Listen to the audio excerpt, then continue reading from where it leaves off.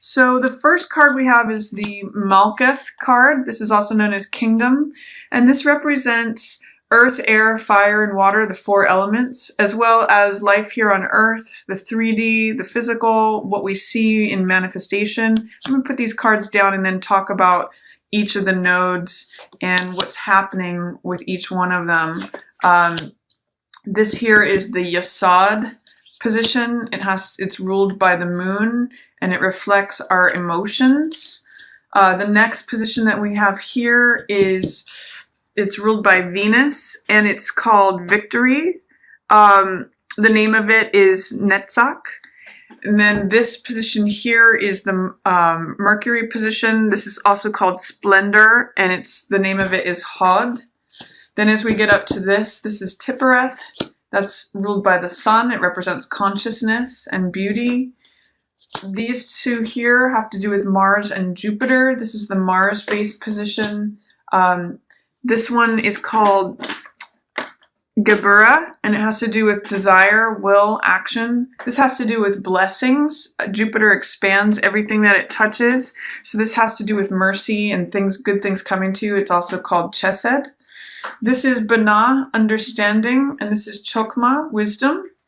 This is ruled by Saturn. And then Kether, or the crown, is this card. This is the highest consciousness available. So this is high pure consciousness coming down into the 3D, into the material world, and the different nodes that it filters through until it gets to us with here, life on Earth. So I'm going to talk about each one. This is life here on Earth for February. This is what you'll be experiencing in front of you. This is Nine of Swords. So this has to do with anxiety. And really what I'm getting is getting out of your head, Virgo.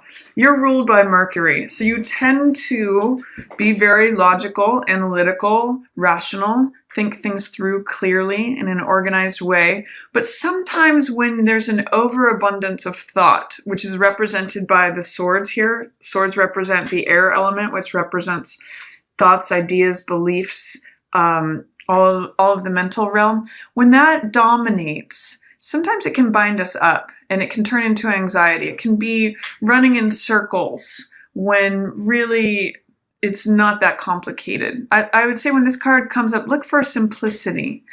Often this card can be called making mountains out of molehills. Usually in the Rider-Waite, it's depicted by a woman who's awake in bed at night with her head in her hands, and there's 9 swords on the wall. And it's really poignant that she's just the only one in the card. Just as there's one person here who's binding themselves up. And oftentimes when there's too much swords energy, it's like your mind takes on a mind of its own. So the solution, if you're finding yourself in anxiety or overthinking or splitting hairs or just too much in your head, the way out of this is to invite in any of the other 3 elements. So more earth energy, more water energy, or more fire energy. So fire energy has to do with taking action on something. So like say going for a run or being active. You know, if you play sports, that's fire energy. Anything that has to do with action, creating something, building something, doing something, putting your body in motion can help you get out of your head. Also, repetitive motion is actually very good. Say like swimming or anything that has to do with even walking. Repetitive motion has shown to be able to get you out of your head because it brings you back into your body. Then earth energy, meditation can help. Being in nature, doing anything that involves putting your hands in the soil, something like gardening, having stones around you or spending time near a mountain, anything related to nature or the earth that can help ground you and get you out of too much air energy, overthinking. And then water energy is the last one that can help when this card shows up or if there's an overabundance of air. And water is connecting with your heart, identifying what emotions you're feeling, talking about your feelings, maybe even journaling about what it is you're feeling. That can help you get out of your head. Sometimes it's taking a bath or spending time in water or near water. If there's a way that you can have a fountain nearby where the sound of water is happening, this can also help you with this over dominance of air energy. So that's one of the things that's showing up for you for February. If you find yourself in your head, call on any of the other 3 elements, and that will help ground you, Virgo. With Mercury being your ruler, this can be a tendency anyway. So the next card is Yesod. This is your emotions. This is ruled by the moon. And what's coming up here is 8 of Cups. There's something that you want to move on from, especially emotionally, Virgo. And I'm really seeing this with this new moon here on February 4th. There may be something that you want to walk away from.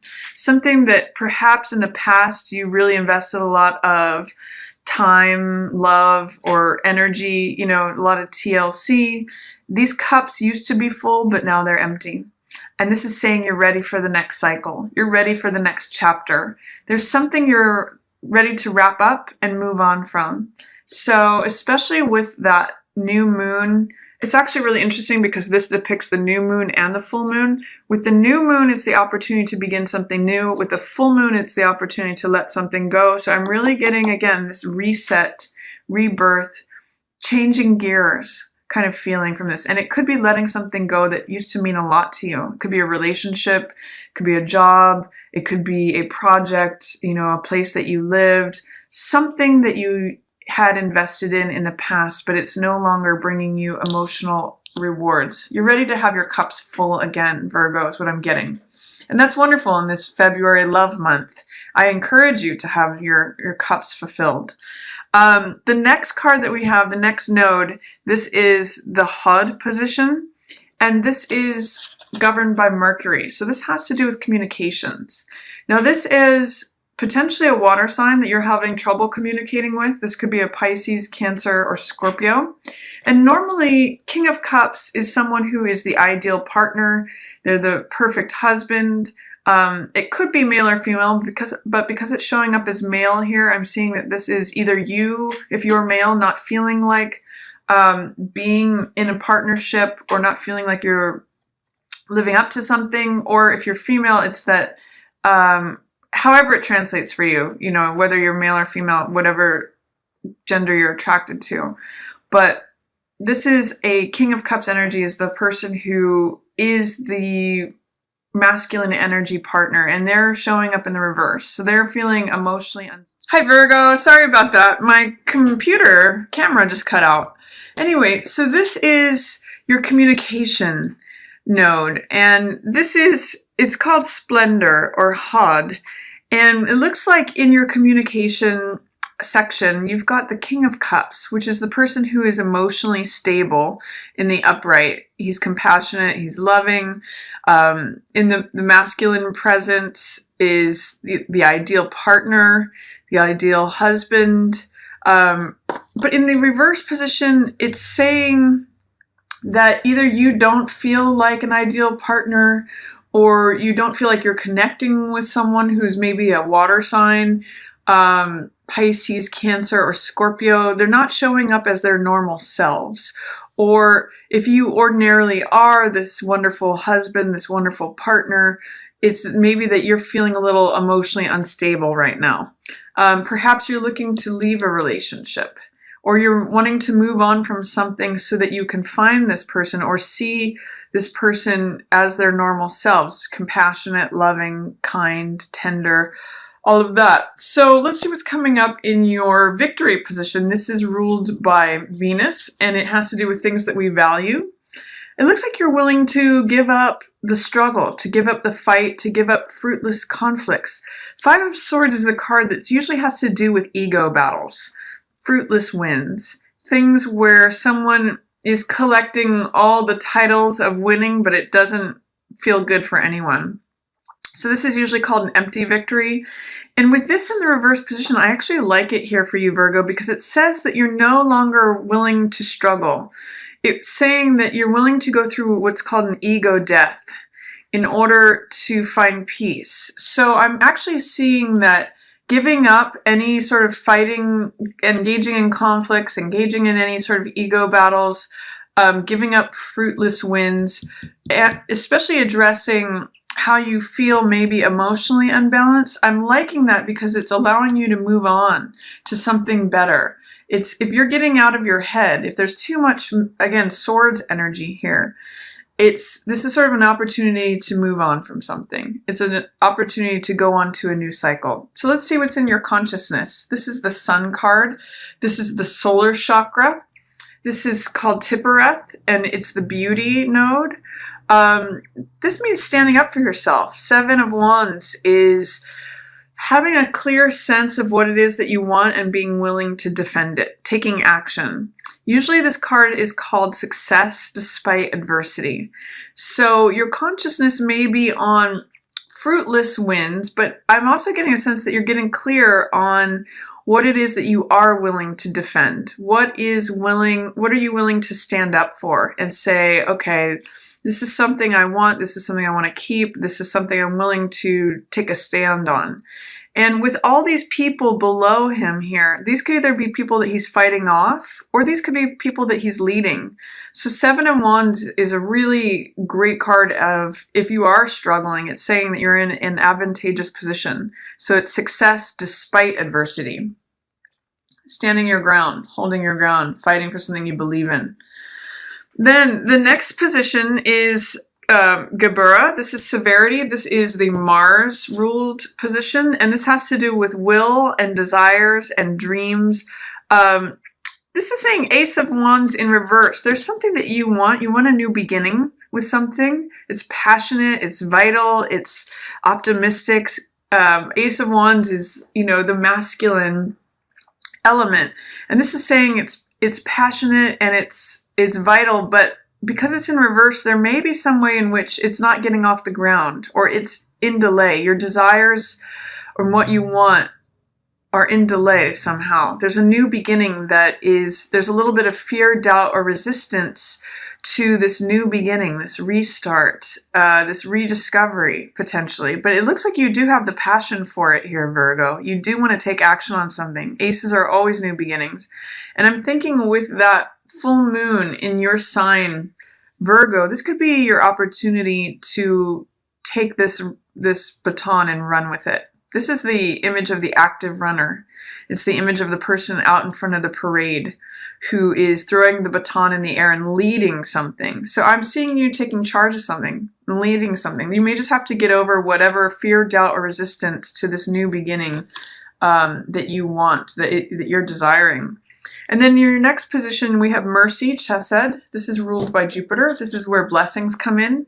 It's 9 of Coins in reverse. So this is usually the person who is a single person. They've put themselves in a nice position. They've saved for a rainy day, and therefore they have luxuries. Through their own self-discipline, they've brought a lot of riches to themselves. With this in the reverse position, I'm seeing your blessings come through not wanting to be single anymore. For some of you, your blessings may come in relationships or sharing your wealth with others. This person is usually self-sufficient. So it may be that your blessings come in the form of receiving help in some way or another. But it may have to do with financial help in one way or another. Let's look at and see what your understanding position is. This is Bana, and this is ruled by Saturn. This is where there may be challenges or lessons to be overcome. This is Page of Swords in reverse. And Page of Swords in reverse is the more immature side of air energy. So this is having sharp words. This is speaking before thinking. This can also be gossip or spying energy. Page of Swords is just like the younger thinker. He's not fully developed. He thinks in a very immature way. So there may be some needs, Virgo, in February to overcome any immature thinking or the tendency to speak before thinking. That's really a tendency of Page of Swords. Or he has very cutting, sharp words. So I always think of like a teenage running with scissors. With this card, it's like not thinking at all, and therefore people get hurt, either yourself or someone else.